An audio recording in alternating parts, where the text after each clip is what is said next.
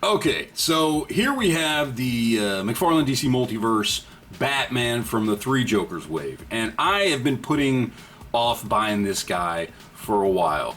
Not because I thought he was a bad Batman. In fact, he looks like a pretty good Batman. Very interested to see how he stacks up. But mostly just because there's so many Batman figures already, and just because I've been collecting this DC Multiverse line for a while now, I just have ended up with so many of them that I just didn't want another Batman in my collection, honestly. And I went to GameStop the other day and they had a bunch of stuff on clearance, and then on top of that it was 40% off of the clearance price. So I picked this guy up for like $8, I think, 8 and plus tax, something like that. So I went ahead and picked him up. So again, not saying he's a bad figure. It just took me a while to get around to picking him up. But here we've got the figure here. Batman 3 Jokers on the side. Got the UPC there for anybody that wants to see that. And then of course on the back, just a picture of the toy with a cool background. So there you go. And then of course we get the some of the other figures that are not necessarily in this wave, but came out around the same time. So let's go ahead and crack this guy open and see what we've got. Alright, so here we have him out of the package. And let's look at the accessories here really quick first. We've got the stand here, as usual, and then we've got what I like to call trash, because I just throw these away. The bio card's fine, cool if you want to read it, but for me, no thanks. And then of course, we get his grapple gun, which looks pretty cool, except I hate it when they put part of the rope on the grapple gun. I don't like it. I think this looks stupid. It's too flexible, doesn't look right.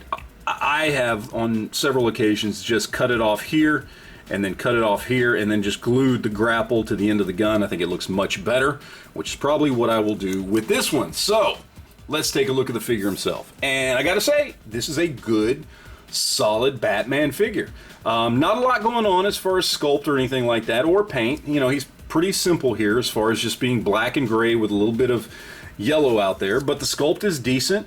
You know, you've got decent sculpt on the boots and on the feet and everything. You know, no texturing here, but that's fine with this particular Batman costume. I don't mind. The wrist gauntlets and the gloves look good. Got some texturing on there. Looks nice there. The emblem looks really good, nicely, cleanly painted.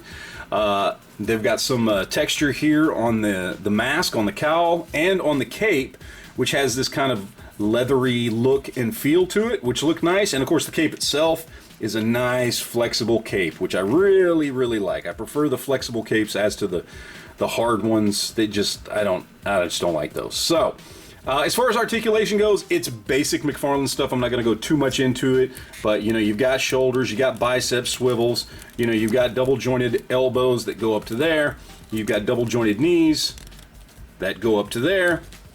This one does have the older ball joint ankles, which I'm not a fan of, but they do seem to be okay. We do got some toe articulation there.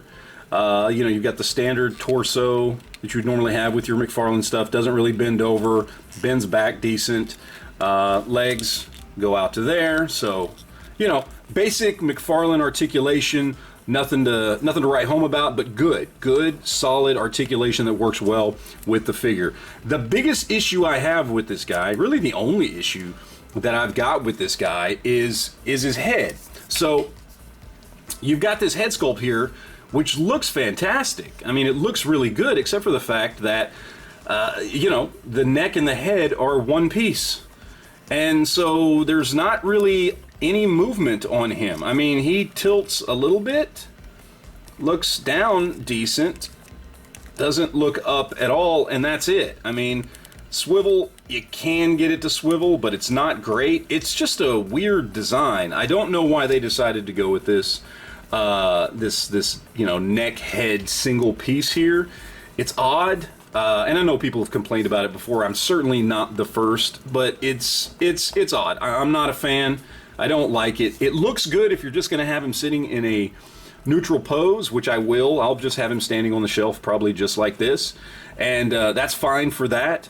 But otherwise, I don't like it. That's not cool. McFarlane shouldn't be doing that. This is 2022. We need separation between the head and the neck to get some good articulation there. So I don't know why they did that, but you know, whatever. All right, so now let's go ahead and compare this guy to some other figures and see how he stands up. All right, so first up, we're obviously going to compare them to some other Batman figures. So we've got what I have seen to be the two other main figures that people use as their kind of go-to Batman out of the McFarlane DC Multiverse stuff. On the left, we've got DC Comics 1000 Batman, which is still my favorite Batman that McFarlane has put out. And then on the right, we've got DC Rebirth, which sucks. I did a whole video on why this figure sucks if you want to watch that, but just look at him compared to the other two. He's got birthing hips and a 6-inch scale upper body, and his legs actually come up higher than the other two. He's just a weirdly proportioned figure, and it's not a good figure. It really is not a good figure. So, but compared to these two, this Three Jokers Batman is pretty damn nice. And here we have him with a couple of the extended Bat family here. We've got Damian Robin and Red Robin. And for some villains, we've got Joker, the criminal from the Three Jokers wave, and of course we've got Rebirth Deathstroke. And here are a couple other members of the Bat family. We've got the Red Hood and Batgirl. And now we get to see Batman with the other two members of the Golden Triad of DC, Wonder Woman and Superman.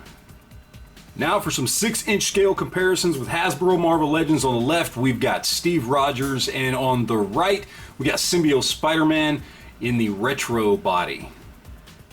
And once again, just for shiggles, we're going to throw them up against some imports here. We got two Revoltech Iron Man. We've got on the left Mark 6, and on the right we've got the Mark 2. So the only thing left to talk about here is going to be the price, and this guy retails for 20 bucks. I mean, $19.99 all day long, pretty much everywhere you go. He's not difficult to find. They must have made a ton of these guys because I see them everywhere. Now, like I said at the beginning of the video, I did get him considerably cheaper. He was on clearance at GameStop with the 40% off of the clearance price. Are you going to be able to find him for that? Maybe, but probably not. That's fine. Is he still worth 20 bucks if you find him at retail? Yeah, he is. I will say right now, I think this is the second best Batman figure that McFarlane has put out. And I think, if I recall correctly, they are up to around 70 different Batman figures at this point out of their roughly 250 figure line. Over 70 of them are just Batman, and I can easily say, in my opinion, this is the second best one, hands down. It's a great Batman figure. It embodies everything you want out of just a good, solid, basic Batman figure. It's the gray and the black. It's got the, you know, the yellow symbol on the front. It's classic Batman. I mean, it looks fantastic. Look, if you just want kind of a go-to Batman, either for your Justice League shelf or for your Batman and Family shelf or whatever it is, this is a fantastic choice. Look, I still like Detective Comics 1000. I think that's the best Batman figure we've gotten, but that's my personal opinion. But this is a close second, and I think you would be very well served if this was even the only Batman you had in your collection. I think he would still make a solid choice.